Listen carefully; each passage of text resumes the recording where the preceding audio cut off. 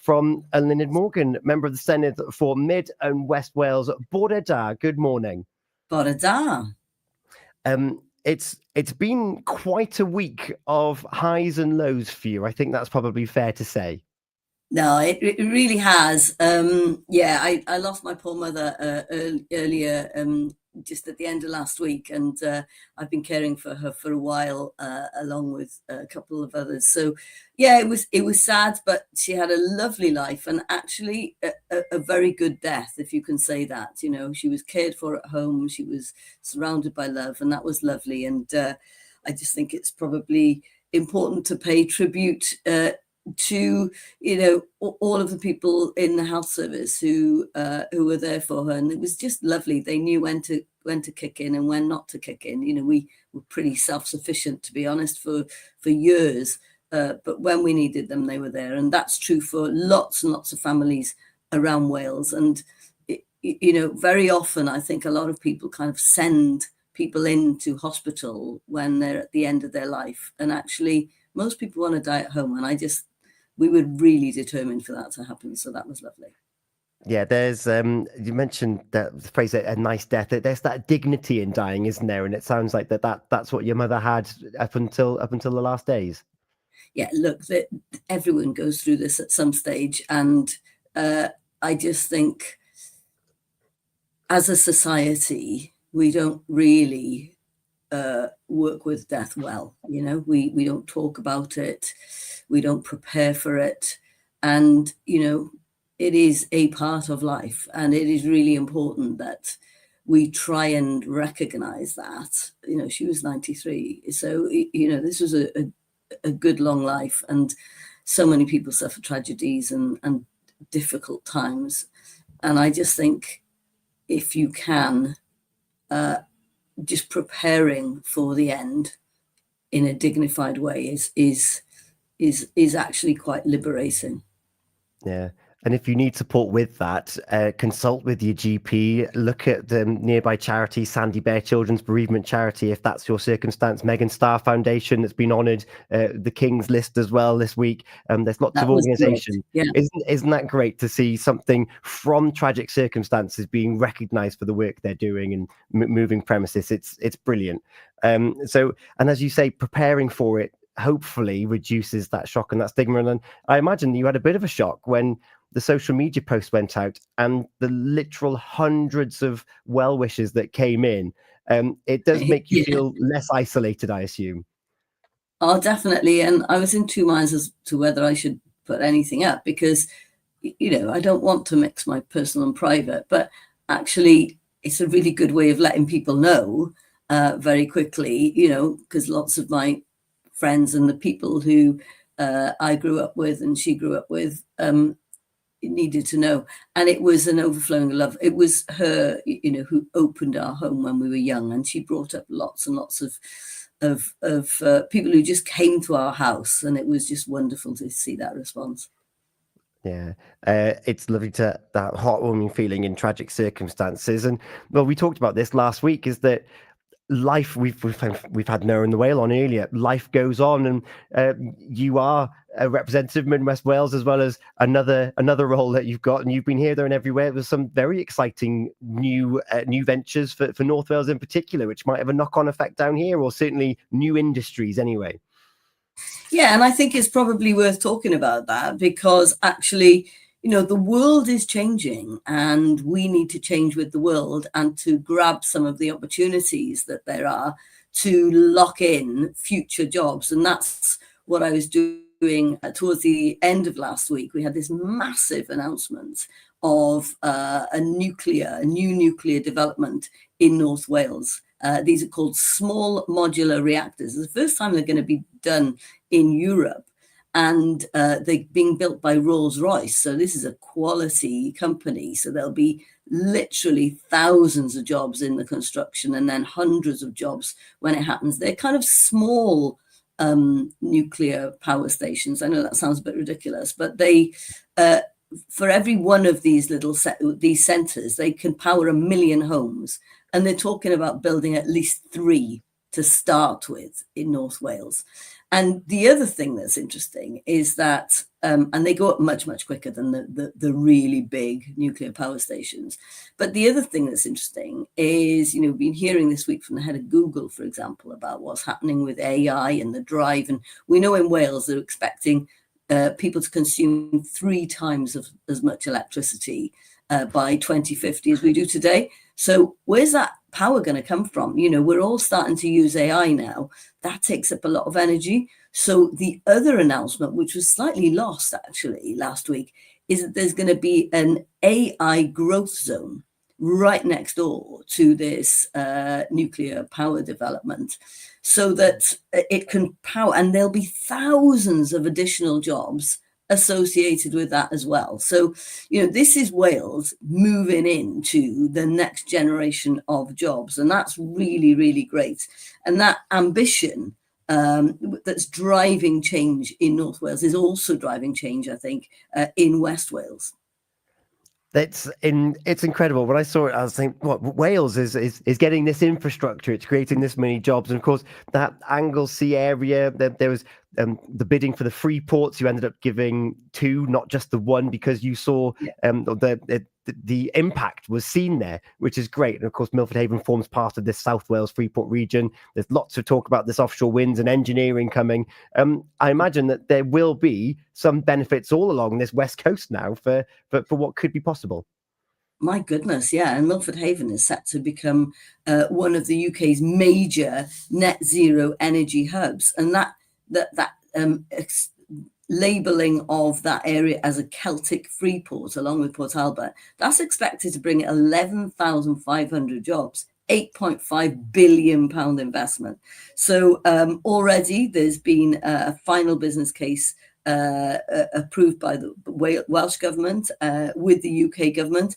And now we're looking to unlock £25 million. So we're looking at shifting the kind of traditional approach in Milford Haven from that fossil fuels to the industry of the future. And the great thing is Pembrokeshire is absolutely bang in the middle of that. And that on top of the plans to regenerate the Milford waterfront, again, to bring in new jobs, strong backing for local businesses. There's real opportunity for us in West Wales. That is really exciting. Look into the future with a lot of hope.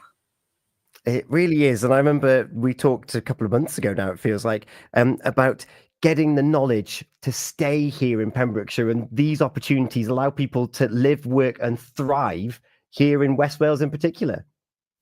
Yeah, and that's the point, isn't it? Because the interesting thing with going to the Wilva last week is that we launched that in a college, and it was all these kids in the college who were training for jobs. And you know what? We'd been there before because we thought there was going to be a nuclear power plant a few years ago, and it never happened. And what you do then is you create expectations in young people, and then they're dashed, and they had to leave to go and get jobs. So what we've got to do is to make sure, right, the industry's come in. How do we line everything up so that the colleges are producing the skills needed for those jobs, and then you get to hold people in your own county, and we get to drive wealth in West Wales. And that's what I'm interested in doing. That we've got brilliant young people in West Wales. I want to keep them here. Yeah. And hopefully we'll get those energy prices lower as well as a result, because everything will be on our doorstep. Yeah. That'll be a nice little bonus.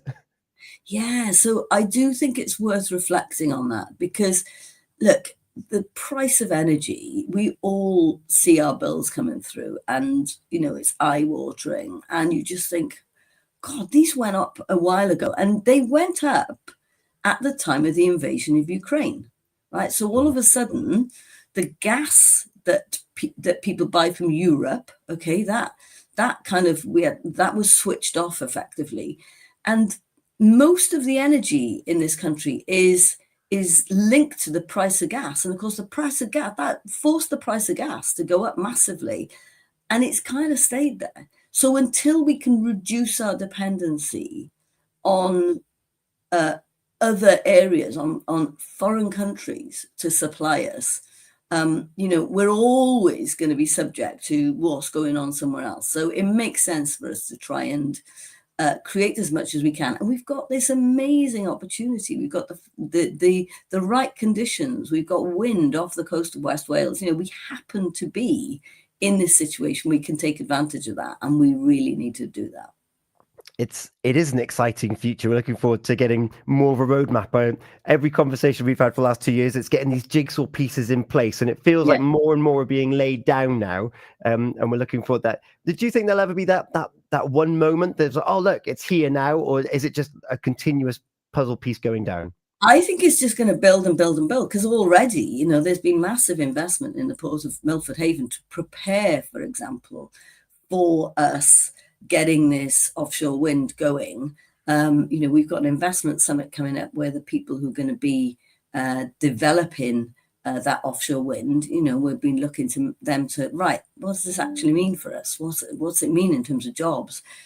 How do we make sure that your investment, we're going to lock in as much as we can for the local community, because there's loads and loads of supply chains and loads of little jobs that can fall out of all of that. And that's really a massive opportunity as well. Yeah.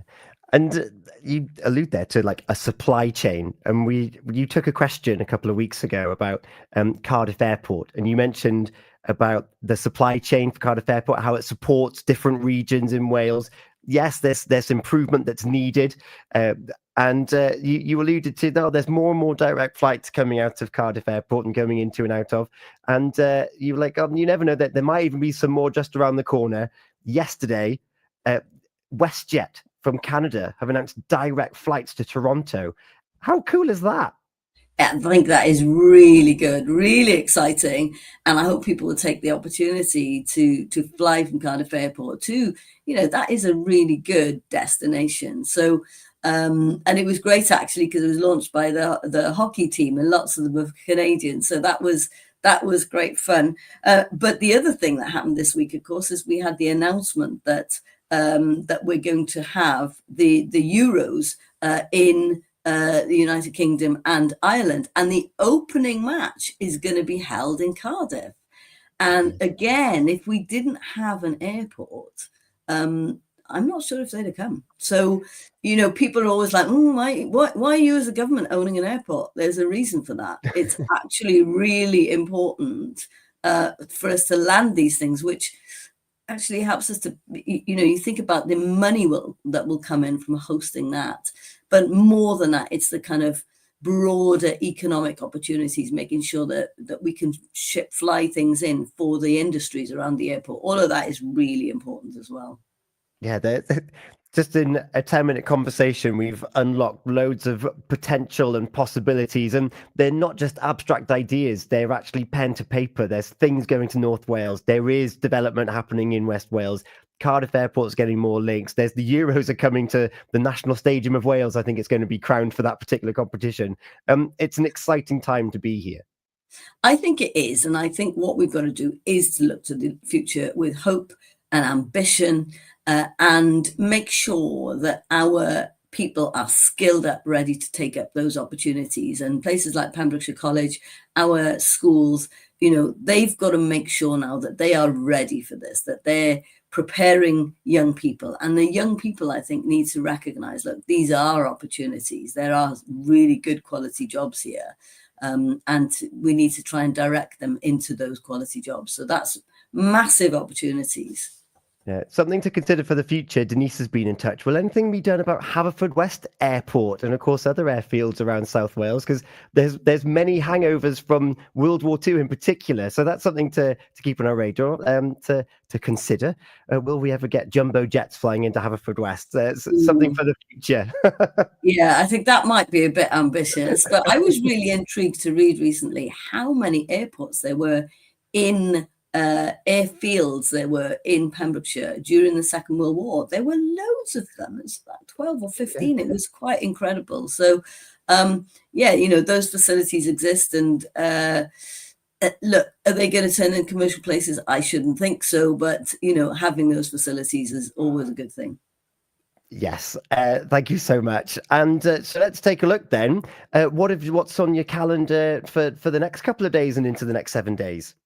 Well, I'm going to visit a data center, Vantage, which is one of these places where, that is driving the AI revolution and, massive investment into Wales. So that's where I'm heading to right next. And then later on today, I'm up to North Wales. Where again, so visiting a company up in Llanberis, which is a kind of a life sciences company. So that is really exciting as well, and taking the opportunity to meet some of the people while I'm up there. There's always lots going on. And of course, there are events as well that you have to deal with. So obviously the flooding this week in Monmouth has been something that our government has had to deal with and to support. So, and of course in Pembrokeshire, it's cold. It's really cold. So, making sure people are safe and well and looked after, that is also a role of government. So, always watching out for events that can push things off course. Yeah, some local coast guards headed up to Monmouth to help with the recovery effort over there over the weekend, which is great. And you mentioned it's cold at the moment. The Pembrokeshire Dangler is over us for the next 48 hours. That's right. That's right. So I do recommend people to wrap up warm, make sure you're safe, and check on your neighbours. We've got a responsibility to look after each other, particularly the elderly. So let's make sure that everybody comes out of this safe and well.